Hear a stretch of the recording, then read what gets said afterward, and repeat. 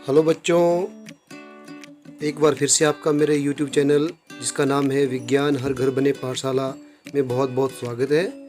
पिछले वीडियो में बच्चों हमने आपका पाठ 16 प्रकाश पढ़ा था। उसको पूरी तरह से हमने हर टॉपिक को कवर किया था, समझा था और उसके अभ्यास के पहले 5 प्रश्न भी कर लिए थे। आज की इस वीडियो में बचे हुए प्रश्न जो हैं हमारे 6 से लेके लगभग आपके 17 प्रश्न, इसमें 17 तक को हम करेंगे।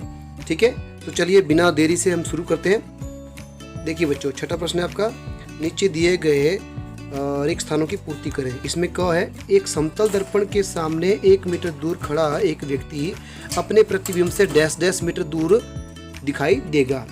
तो प्रतिबिंब देखिए, एक दर्पण से 1 मीटर है, ठीक है, तो 1 मीटर दूरी होगी उसकी दर्पण से, और फिर इमेज भी उसकी जो प्रतिबिंब बनेगा वो भी दर्पण में 1 मीटर पीछे दिखाएगा। इसका मतलब टोटल दूरी कितनी होगी, 2 मीटर। इस प्रकार जो है वो टोटल दूरी कितनी रहेगी उसकी, दर्पण से 2 मीटर। यहाँ पे नहीं 1 मीटर, यहाँ पे आपका दर्पण के सामने 1 मीटर दूर खड़ा है तो एक व्यक्ति उसकी प्रतिबिंब भी 1 मीटर ही दूर आएगा, तो यहाँ पे आपका 1 आएगा बच्चों, 2 नहीं आएगा। ठीक है, हाँ। प्रश्न नंबर 2 इसका ख देखिए, छठे का, यदि किसी समतल दर्पण के सामने खड़े होकर आप अपने बाएं हाथ से अपने डैश डैश कान को छुएं तो दर्पण में ऐसा लगेगा कि आपका दायां कान डैश डैश हाथ से छुआ हो, यानी अपने दाएं हाथ से आप बायां कान छुएं। यहाँ पे आएगा बायां। ठीक है बच्चों, अगर आप बायां कान छुओगे तो दर्पण में ऐसा लगेगा कि आपने दायां कान जो है किस हाथ से छुआ है, बाएं हाथ से छुआ हो। ठीक है बच्चों, तो अपना हाथ भी आपका, क्योंकि आपको पता है दर्पण में हमेशा लेफ्ट राइट वाला जो है बायां दायां भाग दिखाई देता है। जो आप दायां दिखाओगे वो बायां, जैसे आपने अपना दायां कान छुओ बायां हाथ से तो आपको लगेगा कि आपने बायां कान छुआ अपने बाएं हाथ से। ठीक है, हाँ। अब चलते हैं प्रश्न नंबर ग की तरफ। इसके ग क्या है, जब आप मंद प्रकाश में देखते हैं तो आपकी पुतली का साइज क्या हो जाता है, बड़ा हो जाता है, क्योंकि मंद प्रकाश में आपको पता है पुतलियां फैल जाती हैं तो साइज बड़ा हो जाता है। अब रात्रि पक्षियों के नेत्रों में शालिकाओं की संख्या की अपेक्षा शंकु की संख्या क्या हो जाती है, शंकु की संख्या घट जाती है। क्यों घटती है, अधिक होती है। शालिकाओं की संख्या जो है अधिक हो जाती है रात्रि के समय। ठीक है, तो यहाँ पे आएगा अधिक। ठीक है बच्चों, चलिए प्रश्न नंबर 6 भी आपका कवर हो गया। प्रश्न नंबर 7 देखिए, 7 और 8 में हमें सही विकल्प चुनना है दोनों में। तो 7वां का है, आपतन कोण परावर्तन कोण के बराबर होता है सदैव, कभी कभी विशेष दिशाओं में, कभी नहीं। तो इसका आएगा क, सभी सदैव। ठीक है। 8वां, समतल दर्पण द्वारा बनाया गया प्रतिबिंब होता है।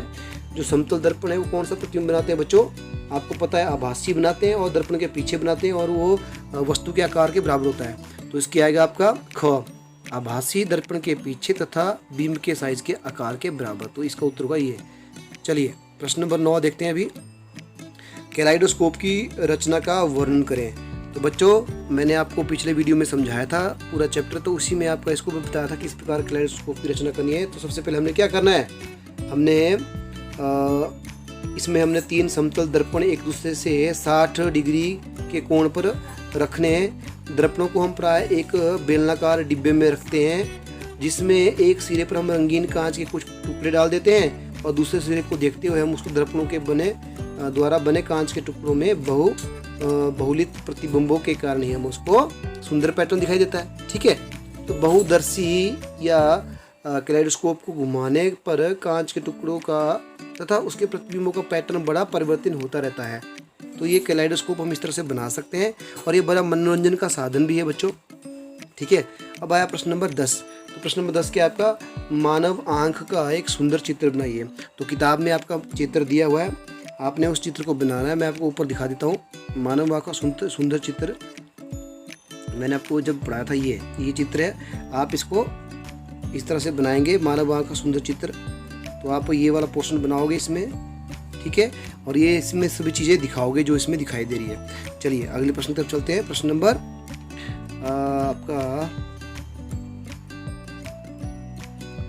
आपका देखिए कौन सा है, 10 हो गया। अब चलते हैं प्रश्न नंबर 11 की तरफ। प्रश्न नंबर 11 क्या बोलता है बच्चों, ध्यान से देखिए। अब गुरमीत लेजर टॉर्च के द्वारा क्रियाकलाप 16.8 को करना चाहता है। उसने अध्यापक से ऐसा करने को मना किया। क्या आप अध्यापक की सलाह के आधार पर व्याख्या कर सकते हैं कि ऐसा क्यों हुआ? तो बच्चों देखिए, गुरमीत ने क्या किया था, अध्यापक ने उसे ऐसा करने के लिए इसलिए मना किया क्योंकि आपको पता है लेजर किरणें जो है आंखों की रेटिना के लिए बहुत नुकसानदायक होती है। मैंने आपको बताया था, हमें कभी भी तीखे प्रकाश की तरफ नंगी आंखों से या डायरेक्ट आंखों से नहीं देखना चाहिए, ना ही तो सूर्य की तरफ। इससे क्या होता है, हमारी आंखों की रेटिना खराब हो जाती है। तो बहुत तेज प्रकाश में हमारी आंखें खराब हो सकती है, इसीलिए ही उसको अध्यापक ने मना किया था। चलिए ये भी हो गया। अब चलते हैं प्रश्न नंबर 12 की तरफ। प्रश्न नंबर 12 में क्या है बच्चों, वर्णन कीजिए कि आप अपने नेत्रों की देखभाल कैसे करेंगे। तो ये भी मैंने आपको चैप्टर में बताया था, हमें कभी भी अपनी आंखों से सीधे तौर पे प्रकाश को नहीं देखना चाहिए, चाहे वो सूरज हो चाहे वो तीखी रोशनी हो। नंबर 2, हमें अपनी आंखों को कभी भी रगड़ना नहीं चाहिए, हाथों से मलना नहीं चाहिए। नंबर 3, अगर आंखों में धूल चली आए तो हमें रगड़ना नहीं चाहिए, उसको ठंडे पानी से, साफ पानी से धोना चाहिए। नंबर 4, अगर डॉक्टर से हमें चेकअप कराते रहना चाहिए। डॉक्टर बोले कि चश्मा लगाना है तो हमें चश्मा लगा लेना चाहिए और अपनी आंखों की देखभाल करनी चाहिए। उसके अलावा मैंने आपको बताया था कि हमें जब पढ़ाई करनी है तो ना ही बहुत अधिक प्रकाश हो और ना ही बहुत कम प्रकाश हो। इससे क्या होगा, हमारी आंखों में ज़्यादा प्रेशर नहीं पड़ेगा और हमारी आंखों की रोशनी बनी रहेगी लंबे समय तक। इसके अलावा हमें नेत्रों को बार बार साफ जल से धोना चाहिए, मैंने आपको पहले ही बता दिया है। ठीक है बच्चों, तो इस तरह से हम अपनी आंखों की देखभाल कर सकते हैं। तो ये भी हो गया। अब चलते हैं प्रश्न नंबर 13 की तरफ। यदि परावर्तित किरण आपतित किरण से 90 डिग्री का कोण बनाए तो आपतन कोण का मान क्या होगा? देखिए ये बोल रहे हैं परावर्तित किरण आपतित किरण से 90 डिग्री का कोण बनाए तो आपतन कोण का मान क्या होगा? अब परावर्तन के नियम के अनुसार बच्चों हमेशा जो है आपतन कोण यानी कोण I इज इक्वल टू कोण R यानी परावर्तन कोण, ये आपको पता है। तो यहाँ पे दिया हुआ है दोनों का जोड़, यानी दिया हुआ क्या दिया हुआ है यहाँ पे, देखिए आपको मैं बताता हूँ। परावर्तन के नियम के अनुसार कोण I इज इक्वल टू कोण R दिया हुआ क्या है, यहाँ पे कोण I दिया हुआ है प्लस कोण R दिया हुआ है, इन दोनों का जोड़ दिया हुआ है 90 डिग्री। ठीक है, अब हमें पता है तो इसका फॉर्मूला लगाएंगे। यहाँ के पूछा उन्होंने आपतन कोण यानी कोण I पूछा है, तो हम कोण I क्या करेंगे, कोण I इज इक्वल टू क्या करेंगे हम 90 डिग्री बटा क्या 2, तो क्या आएगा आपका 45 डिग्री। तो कोण I और कोण R आपको पता है बराबर होंगे, तो कोण I इक्वल टू होगा आपका 45 डिग्री। ठीक है बच्चों, तो इस प्रकार जो है आप इसको निकाल सकते हैं। ठीक है, चलिए अगले प्रश्न नंबर 14 की तरफ बढ़ते हैं। प्रश्न नंबर 14 क्या है, यदि दो समांतर समतल दर्पण एक दूसरे से 40 सेंटीमीटर के अंतराल पर रखे हैं तो उसके बीच रखी गई मोमबत्ती के कितने प्रतिबिंब दिखाई देंगे? तो बच्चों अगर दोनों के बीच में 40 सेंटीमीटर की दूरी है तो आपको इसके कोण जो है अनंत दिखाई पड़ेंगे, अनंत प्रतिबिंब बनेंगे, बहुत सारे प्रतिबिंब बनेंगे क्योंकि ये 40 डिग्री पे दूरी पे है।